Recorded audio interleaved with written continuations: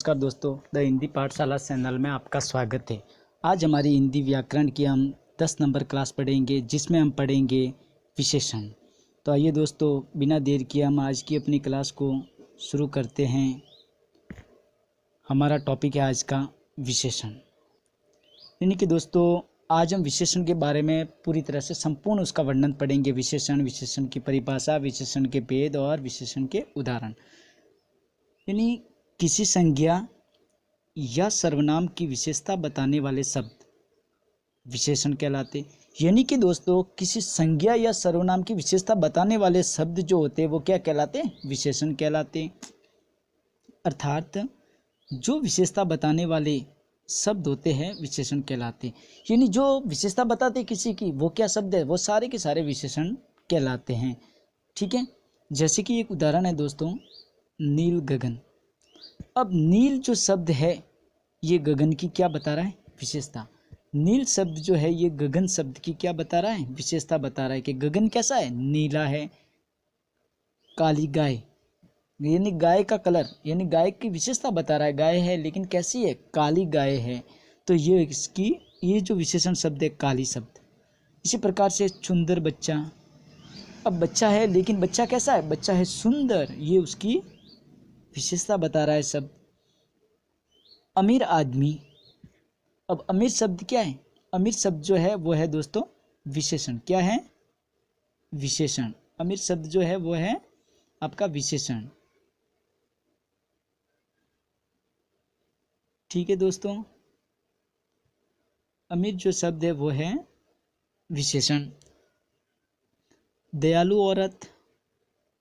अब औरत है लेकिन कैसी है? दयालु। तो ये औरत की विशेषता बताइए कि वो दयालु है।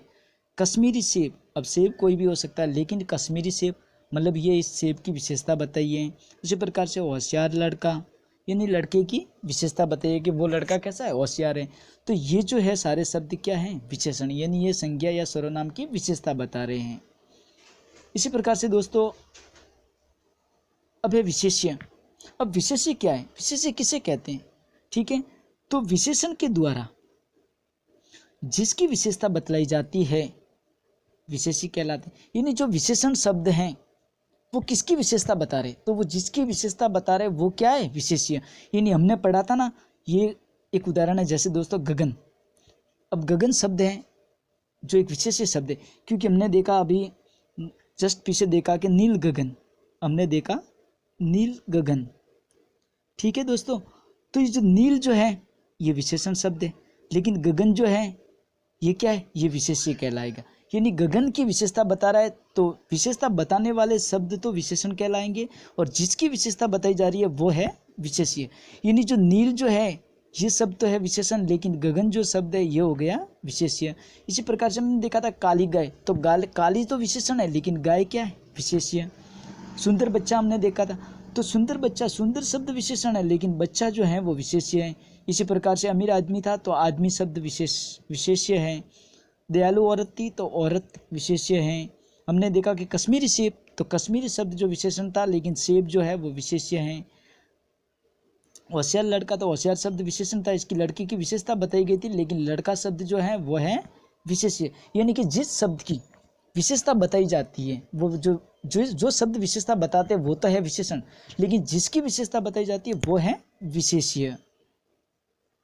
अब विशेष्य के बाद है हमारा अगला टॉपिक है, जैसे इसमें पॉइंट है प्रविशेषण। कौन सा है? प्रविशेषण।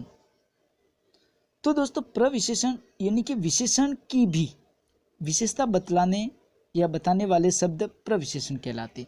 यानी ऐसे शब्द जो विशेषण की भी विशेषता बता देते हैं वो शब्द क्या है? वो कहलाएंगे आपके प्रविशेषण। जैसे कि अत्यंत नीला गगन। अत्यंत नीला गगन। अब देखो गगन जो है, गगन शब्द जो है ये तो है आपका विशेष्य। क्या है दोस्तों? विशेष्य, क्योंकि इसकी विशेषता बता रहा है। गगन है विशेष्य, इसकी विशेषता बता रहा है, लेकिन नीला जो शब्द है वो है आपके विशेषण, क्योंकि गगन कैसा है? नीला, तो ये हो गया विशेषण। लेकिन अत्यंत नीला, अत्यंत, ये हो गया आपका प्रविशेषण। यानी विशेष ये विशेषण शब्द है नीला, लेकिन विशेषण की भी विशेषता बता रहा है, तो वो हो गया आपके दोस्तों प्रविशेषण। यानी विशेषण की विशेषता बताने वाले शब्द प्रविशेषण कहलाएंगे। अब देखो, वाक्य में विशेषण की स्थिति दो प्रकार की होती है। यानी वाक्य के अंदर आप देखोगे तो विशेषण की स्थिति दो प्रकार की होती है।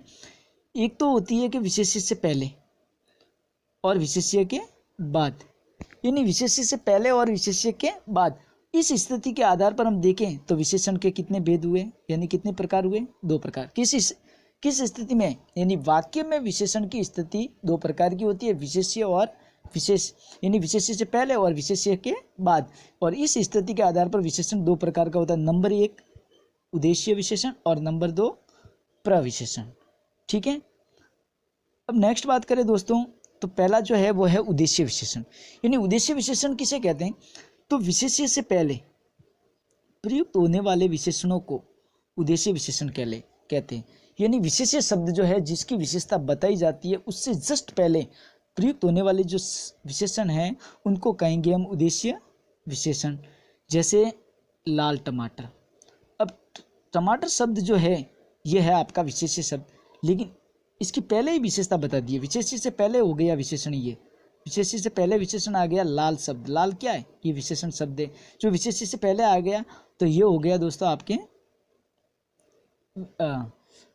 उद्देश्य विशेषण। इसी प्रकार से धनिया, लेकिन हरा धनिया, मतलब धनिया की विशेषता पहले ही प्रयुक्त कर दी, विशेष्य से पहले ही बता दिया हरा, तो ये हो गया प्रविशेषण। बुद्धिमान आदमी सर्वत्र पूजा जाता है। अब आदमी जो है, लेकिन इसकी विशेषता पहले बता दी, विशेष्य से पहले। विशेष्य है ये जिसकी विशेषता बता रहे, कौन है विशेष्य, आदमी। यह आदमी जो है ये है आपका विशेष्य, ये है आपका विशेष्य, यानी जिसकी विशेषता बताई जा रही है, लेकिन विशेष्य से पहले ही बता दिया बुद्धिमान, तो ये हो गया उद्देश्य विशेषण। इसी प्रकार से भला बालक, बालक है लेकिन कैसा है, भला, मदद कर दीजिए, यानी भला बालक मदद कर दीजिए। बालक की विशेषता विशेष्य से पहले ही बता दी। बालक शब्द जो है वो है विशेष्य, लेकिन इससे पहले ही भला जो एक विशेषता बता दी उसकी। इसी प्रकार से दोस्तों आगे बात करें तो अगला दूसरा जो है विधेय विशेषण। यानी विशेष्य या संज्ञा शब्दों के बाद प्रयुक्त होने वाला विशेषण विधेय विशेषण कहलाता है। विशेष्य या फिर संज्ञा शब्दों के बाद में प्रयुक्त होने वाला जो विशेषण है वो कहलाएगा विधेय विशेषण। जैसे वह लड़की सुंदर है। अब संज्ञा शब्दों के बाद में प्रयुक्त हो रहा है ये लड़की, लेकिन कैसी है, सुंदर। तो जो बाद में जो विशेषता बताने वाले शब्द है वो तो कहलाएंगे विधेय, और जो अगर पहले विशेषता आ जाती है यहाँ पर वह की जगह, तो वो हो गया आपके क्या, उद्देश्य। इसी प्रकार से ये गाय काली है, ये गाय कैसी है, काली है, लेकिन काली गाय कह दिया जाए तो वो विधेय उद्देश्य विशेषण हो जाएगा, लेकिन ये गाय काली है। ये पानी शीतल है, मतलब पानी जो शब्द है ये है आपका क्या है, संज्ञा शब्द समझ लो, लेकिन इसके बाद में विशेषता बताने वाले शब्द जो है ये शीतल बाद में बता रहा है, तो ये विधेय विशेषण हो गया। इसी प्रकार से वे फल मीठे हैं, वे फल मीठे हैं।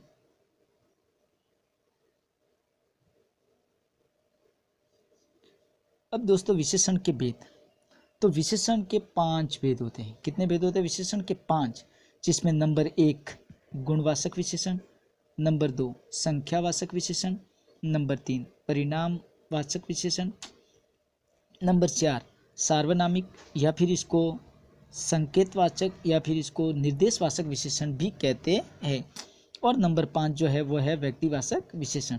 यानी नंबर 1 गुणवाचक विशेषण, संख्यावाचक विशेषण, परिणामवाचक विशेषण, सार्वनामिक या संकेत या निर्देशवाचक विशेषण और व्यक्तिवाचक विशेषण। तो विशेषण के कितने भेद हुए, 5 भेद हुए। ठीक है। अब पहला पढ़ेंगे हम गुणवाचक विशेषण।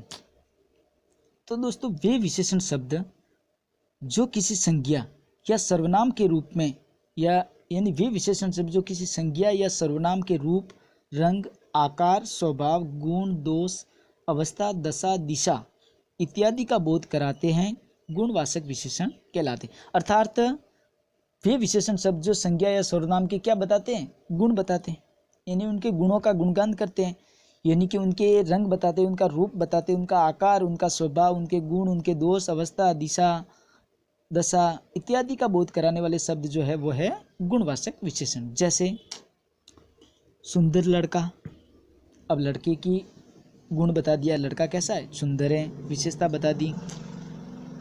काला कोट, कोट कैसा है, काला। कमज़ोर बच्चा, बच्चा कैसा है, कमज़ोर। झगड़ालू औरत, औरत कैसी है, झगड़ालू। ईमानदार आदमी, आदमी कैसा है, ईमानदार है। मोटा लड़का, लड़का कैसा है, मोटा है। गरीब आदमी, पूर्वी मकान इत्यादि, ये जो सारे शब्द हैं ये गुणवाचक विशेषण हैं। अब दोस्तों नंबर 2 जो है वो है संख्यावाचक विशेषण, यानी कि वे विशेषण शब्द जो किसी संख्या या सर्वनाम की निश्चित या अनिश्चित संख्या का बोध कराते हैं संख्यावाचक विशेषण कहलाते हैं। यानी वे विशेषण शब्द जो किसी संख्या या सर्वनाम की निश्चित या अनिश्चित संख्या का क्या कराते हैं, बोध कराते हैं, संख्यावाचक विशेषण कहलाते। जैसे एक लड़का, अब एक शब्द जो है ये संख्या शब्द है। इसी प्रकार से 2 कबूतर में 2 शब्द जो है संख्या शब्द है। 3 गाय, ये 3 शब्द संख्या शब्द हो गया। ये तो हो गया निश्चित कि 1 2 3 कोई भी ये निश्चित संख्या हो गई। लेकिन कुछ लड़कियां, अब कुछ लेकिन कितनी पता नहीं है। बहुत बकरियां, बकरियां बहुत है लेकिन कितनी ये पता नहीं हुआ। कुछ पुस्तकें और ज़्यादा पंखे इत्यादि जो शब्द हैं वो हो गए आपके संख्यावाचक विशेषण। इसी प्रकार से दोस्तों संख्यावाचक विशेषण के 2 भेद हैं। कितने भेद हैं, 2, जिसमें नंबर 1 जो है वो है आपका निश्चित संख्यावाचक विशेषण और नंबर 2 जो है वो है आपका अनिश्चित संख्यावाचक विशेषण। तो विशेषण संख्यावाचक विशेषण के 2 भेद हुए, निश्चित संख्यावाचक विशेषण और अनिश्चित संख्यावाचक विशेषण। अब निश्चित संख्यावाचक विशेषण की बात करें तो वे विशेषण शब्द जो किसी गणनीय संख्या, जो किसी गणनीय संख्या, ठीक है दोस्तों ये संख्या लिख देना, संज्ञा हो गया है संख्या, तो किसी गणनीय संख्या की निश्चितता का बोध कराते हैं, निश्चित संख्यावाचक विशेषण शब्द कहलाते हैं। जैसे कि 1 आम, 2 केले, 3 घड़ियाँ, 4 कुर्सियाँ, 5 कुत्ते इत्यादि। तो इसमें सब में संख्या हुआ है, क्या हुए, निश्चित संख्या का बोध हुआ है, निश्चित संख्या का बोध हुआ है। 1 2 3 4 5 ये निश्चित संख्या है, तो निश्चयवाचक या निश्चितवाचक संख्यावाचक विशेषण हो गया। अब निश्चित संख्यावाचक विशेषण की कुछ उपभेद भी हैं। जैसे निश्चित में देखें तो गणनावाचक, गणना में जैसे 1 2 3 4 आदि गणना है। इसी प्रकार से क्रमवाचक में देखें तो पहला, दूसरा, तीसरा ये आएंगे क्रमवाचक के अंदर। इसी प्रकार से देखें तो आवर्तीवाचक, आवर्तीवाचक में दुगुना, तिगुना, चौगुना यानी आवर्ती हो रही है शब्दों की। इसी प्रकार से नंबर 4 समुदाय या समूहवाचक, इसके अंदर दोनों, तीनों, चारों मतलब समूह का बोध करा रहे हैं शब्द, निश्चित समूह का, ठीक है दोस्तों। इसी प्रकार से नंबर 5 जो है प्रत्येक सूचक, यानी प्रत्येक लड़का, हर घड़ी, हर माह, हर दिन, ऐसे जो शब्द हैं वो आएंगे प्रत्येक सूचक के अंदर। यानी गणनावाचक में तो 1 2 3 4 मतलब संख्या समझ लो आप, पूरी संख्या 1 2 3 4 अनंत तक है। क्रमवाचक में पहला, दूसरा, तीसरा, ठीक है। इसी प्रकार से आवर्ती में दुगुना, तिगुना, चौगुना मतलब आवर्ती हो रही है उनकी। और समुदाय में दोनों, तीनों, चारों मतलब समूह का बोध हो रहा है। प्रत्येक सूचक के अंदर प्रत्येक लड़का, हर घड़ी, हर माह, हर दिन इत्यादि। इसी प्रकार से दोस्तों नेक्स्ट बात करें तो अनिश्चित। अब नंबर 2 अनिश्चित संख्यावाचक विशेषण, यानी कि वे विशेषण शब्द जो किसी अनिश्चित संख्या का बोध कराते हैं अनिश्चित संख्यावाचक विशेषण कहलाते हैं, जिसमें अनिश्चित संख्या का बोध कराते हैं, संख्या निश्चित नहीं होती। जैसे थोड़े, अब थोड़े पता नहीं कितने, ये निश्चित नहीं है, बहुत, कम, ज़्यादा। थोड़े लड़के, अब थोड़े लड़के लेकिन कितने लड़के, उनकी संख्या निश्चित नहीं है। ज़्यादा लड़कियाँ, बहुत गाय, कम बकरियाँ, कुछ कुर्सियाँ इत्यादि शब्द है ये अनिश्चित है, जिसमें अनिश्चित वस्तु का बोध कराया जाता है। इसी प्रकार से नंबर 3 जो है वो है परिमाणवाचक विशेषण। विशेषण का तीसरा प्रकार कौन सा है, परिमाणवाचक विशेषण। यानी कि दोस्तों वे विशेषण शब्द जो किसी निश्चित या अनिश्चित नाप, माप, तोल इत्यादि का बोध कराते हैं परिमाणवाचक विशेषण कहलाते। वो थे संख्यावाचक विशेषण जिसमें संख्या के निश्चित अनिश्चित का बोध कराया जाता है, लेकिन परिमाणवाचक विशेषण के अंदर नाप माप तोल का निश्चित अनिश्चित का बोध कराया जाता है। जैसे कि दोस्तों 2 मीटर कपड़ा, ये उसका नाप हो गया, ठीक है, तो ये निश्चित है 2 मीटर, ये 2 मीटर शब्द जो है निश्चित हो गया। 3 लीटर दूध, दूध कितना 3 लीटर है। इसी प्रकार से 5 किलो आटा, तो 2 मीटर कपड़ा, 3 लीटर दूध, 5 किलो आटा, ये सारे निश्चित परिमाण का बोध करा रहे। लेकिन थोड़ा घी, अब कितना थोड़ा, उसी प्रकार से ज़्यादा पानी, अब ज़्यादा कितना, तो ये निश्चित नहीं है, तो यह अनिश्चित परिमाणवाचक हो गया। अब इसी प्रकार से दोस्तों बात करें तो परिमाणवाचक विशेषण के 2 उपभेद है। कितने परिमाणवाचक विशेषण के भी 2 उपभेद है।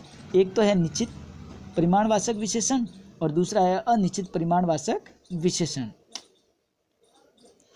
अब निश्चित परिमाणवाचक विशेषण की बात करें तो दोस्तों वे विशेषण शब्द जो किसी नाप माप तोल इत्यादि का निश्चितता का बोध कराते हैं निश्चित परिमाणवाचक विशेषण कहलाते हैं। जैसे कि दोस्तों 1 मीटर कपड़ा, अब 1 मीटर ये निश्चित हो गया, 2 लीटर पानी निश्चित है, 3 किलो सेब निश्चित है, 5 किलो चावल निश्चित है इत्यादि। यानी निश्चितता की मात्रा बताई है, निश्चित मात्रा बताई गई है। 1 मीटर कपड़ा है, रस्सी है, 2 लीटर पानी है, 3 किलो सेब है, 5 किलो चावल है इत्यादि। इसी प्रकार से नंबर 2 जो है वो है अनिश्चित परिमाणवाचक विशेषण, जिसमें कि दोस्तों वे विशेषण शब्द जो किसी नाप माप तोल इत्यादि की अनिश्चितता का बोध कराते हैं अनिश्चित परिमाणवाचक विशेषण कहलाते हैं। जैसे कि दोस्तों थोड़ा, बहुत, कम, ज़्यादा, ज़रा सा इत्यादि, ये सारे शब्द अनिश्चित हैं। अब थोड़ा कपड़ा, थोड़ा लेकिन कितना, ये हमें पता नहीं है, तो ये अनिश्चित हुआ। बहुत घी, कम चीनी, ज़्यादा पानी, ज़रा सा नमक इत्यादि जो शब्द है ये सारे अनिश्चितता का बोध कराते हैं। इसी प्रकार से दोस्तों नंबर 4 जो है वो है हमारा सार्वनामिक या संकेतवाचक विशेषण। वे विशेषण शब्द जो किसी संज्ञा के तुरंत पहले प्रयुक्त होकर विशेषता का बोध कराते हैं, अर्थात जब कोई सर्वनाम संज्ञा के तुरंत पहले प्रयुक्त हो या सर्वनाम के तुरंत बाद कोई संज्ञा प्रयुक्त हो तो वह सार्वनामिक विशेषण कहलाता है। जैसे कि दोस्तों इस पुस्तक को पढ़ो, ये घड़ी मेरी है, इस पेन से लिखो, उस गेंद से खेलो, वह लड़का मेरा भाई है, उस चाकू से काटो, तो ये सार्वनामिक विशेषण या संकेतवाचक विशेषण, मतलब इस पुस्तक से पढ़ो, ये पुस्तक की तरफ संकेत करके बताया, इस पुस्तक से पढ़ो, उस गेंद से खेलो, मतलब उसे गेंद से खेलो, उस गेंद से, ये घड़ी मेरी है, कौन सी घड़ी, ये घड़ी, ये संकेत किया है, इस पेन से लिखो। सर्वनाम और सार्वनामिक विशेषण में अंतर, यानी कि दोस्तों यदि कोई शब्द संज्ञा के स्थान पर प्रयुक्त हो तो वह सर्वनाम कहलाता है। यह आपको पता ही है कि जब जो कोई शब्द संज्ञा के स्थान पर प्रयुक्त होता है तो वह सर्वनाम कहलाता है। लेकिन जब वही शब्द संज्ञा के तुरंत पहले प्रयुक्त हो जाए तो वह सार्वनामिक विशेषण कहलाता है। यानी संज्ञा के स्थान पर कोई शब्द आता है तो वह सर्वनाम कहलाता है, लेकिन संज्ञा से तुरंत पहले आ जाए तो वो शब्द क्या कहलाएगा, सार्वनामिक विशेषण कहलाएगा। जैसे कि दोस्तों इससे खेलो, इससे खेलो, अब खेलो संज्ञा है लेकिन ये इससे पहले आ गया तो ये हो गया, खेलो, इससे खेलो तो सर्वनाम हो गया। किससे खेलने के लिए कह रहा है, इससे खेलो, लेकिन इस बॉल से खेलो, अब बॉल यहाँ संज्ञा शब्द है और ये पहले आ गया इस बॉल से खेलो तो ये हो गया सार्वनामिक शब्द। यहाँ पर इससे खेलो डायरेक्ट तुरंत का है जो संज्ञा के स्थान पर है, इससे मतलब किससे, यानी कि बॉल से ही आ रहा है, तो इससे खेलो मतलब वो हो गया सर्वनाम। लेकिन इस बॉल से खेलो यानी बॉल से पहले इस जो शब्द आ गया है, ये जो इस शब्द जो है दोस्तों वो है आपका, वो क्या है, इस जो शब्द है वो है सार्वनामिक विशेषण। इसी प्रकार से 5वां जो है हमारा वो है व्यक्तिवाचक विशेषण, यानी कि व्यक्तिवाचक संज्ञा का कोई शब्द जब किसी विशेषण का रूप धारण कर ले, अर्थात व्यक्तिवाचक संज्ञा से बनने वाला विशेषण व्यक्तिवाचक विशेषण कहलाता है। जैसे एक शब्द है जयपुर, जयपुर से बना जयपुरी रजाइयाँ, ये हो गया व्यक्तिवाचक विशेषण। अब बीकानेर व्यक्तिवाचक जातिवाचक शब्द है, लेकिन बीकानेरी रसगुल्ले व्यक्तिवाचक बन गया। नागौर से बन गया नागौरी बैल। जोधपुर से बन गया जोधपुरी साफे। कश्मीर से कश्मीरी केसर बन गए। गुजरात से गुजराती ढोकला बन गया। तो ये बन गए व्यक्तिवाचक विशेषण। इसी प्रकार से नेक्स्ट बात करें तो विशेषण की अवस्था है। तो दोस्तों विशेषण की जो अवस्था है, अब विशेषण की अवस्था कितनी होती है? 3 अवस्थाएं विशेषण की, जिसमें नंबर 1 जो है वो है मूलावस्था या सामान्य अवस्था। नंबर 2 जो है वो है मध्यावस्था, या जिसे आप तुलनावस्था कहते हो या फिर उत्तरावस्था भी कहते हैं। इसी प्रकार से नंबर 3 जो है वो है उत्तमावस्था, यानी मूलावस्था, मध्यावस्था और उत्तमावस्था। अब दोस्तों पहला जो है हमारा वो है मूलावस्था या सामान्य अवस्था, यानी कि जब किसी एक ही व्यक्ति, वस्तु या स्थान की सामान्य स्थिति का बोध कराया जाता है तो वह विशेषण की सामान्य अवस्था या मूलावस्था कहलाती है। यानी जब किसी एक ही व्यक्ति, एक ही वस्तु या स्थान की सामान्य स्थिति का बोध कराया जाता है तो वह विशेषण की सामान्य या मूलावस्था कहलाती है। जैसे कि मोहन होशियार बालक है। मोहन कैसा बालक है? होशियार बालक है। अमरूद अच्छा फल है। सचिन श्रेष्ठ खिलाड़ी है। जोधपुर सुंदर है। तो इसमें एक ही व्यक्ति है, वस्तु या स्थान की सामान्य स्थिति का बोध कराया जा रहा है। इसी प्रकार से नेक्स्ट बात करें तो दोस्तों नंबर 2 है मध्यावस्था या तुलनावस्था या फिर उत्तरावस्था बोलते हैं आप जिसे, यानी कि जब 2 व्यक्तियों, वस्तुओं या स्थानों के बीच तुलना की जाती है। 2 व्यक्ति, वस्तु या स्थानों के बीच में क्या की जाती है? तुलना की जाती है। और इसमें 2 विशेष्य प्रयुक्त होते हैं। विशेषण की मध्यमा तुलना या उत्तरावस्था कहलाती है। जैसे कि दोस्तों मोहन सोहन से होशियार है, यानी मोहन और सोहन के बीच में क्या की गई है? तुलना की गई है। इसी प्रकार से अमरूद आम से अच्छा फल है। अब अमरूद और आम के बीच में तुलना हुई है। सचिन राहुल से श्रेष्ठतर खिलाड़ी है, यानी सचिन को राहुल से श्रेष्ठ बताया है। जोधपुर भीलवाड़ा से सुंदर है। अब जोधपुर को यहाँ भीलवाड़ा से सुंदर बता दिया, मतलब यहाँ पर तुलना की गई है। तो ये हो गया मध्यावस्था। ठीक है दोस्तों, अब इसके बाद है हमारा उत्तमावस्था। उत्तमावस्था में क्या होता है कि जब किसी विशेषण के द्वारा 2 से अधिक व्यक्ति, वस्तु या स्थान, 2 से अधिक व्यक्ति, वस्तु या फिर स्थान के बीच में तुलना की जाती है और सबसे अधिक निर्धारण किया जाता है, विशेषण की उत्तमावस्था कहलाती है। मतलब 2 के बीच में तुलना की जाती है तब तो वो हो गया उत्तरावस्था, लेकिन 2 से अधिक व्यक्ति, वस्तु या स्थानों के बीच में तुलना की जाती है तो वहाँ होगा उत्तमावस्था। जैसे कि मोहन कक्षा में सबसे होशियार है। मोहन कक्षा में सबसे होशियार है, यानी पूरी कक्षा 1 से अधिक के साथ में तुलना की गई मोहन की। फलों में सर्वश्रेष्ठ फल अमरूद है। फलों में सर्वश्रेष्ठ फल, यानी सारे फलों में अमरूद को सर्वश्रेष्ठ बताया गया है। इसी प्रकार से सचिन टीम में सर्वश्रेष्ठ खिलाड़ी है। पूरी टीम का सर्वश्रेष्ठ खिलाड़ी सचिन को बता दिया, यानी अकेले सचिन की तुलना पूरी टीम से की है। सभी शहरों में जोधपुर सुंदर है, यानी सभी शहरों के अंदर सुंदर किसको बताया है? जोधपुर को बताया है। तो इस प्रकार से दोस्तों ये विशेषण की 3 अवस्थाएं भी हो गई। अब आगे हम कल पढ़ेंगे क्रिया। हमारी अगली कल की जो क्लास होगी दोस्तों वो होगी क्रिया, जिसमें क्रिया की परिभाषा, ठीक है, भेद आदि हम पूरा पढ़ेंगे। इसी के साथ दोस्तों आज की हमारी क्लास पूरी हो गई है। अगली क्लास हम कल हमारी क्रिया वाली आ जाएगी। और जैसे आपको हमारी क्लास अच्छी लगी है तो वीडियो को लाइक, शेयर और चैनल को सब्सक्राइब करके हमारा सपोर्ट ज़रूर करें। धन्यवाद।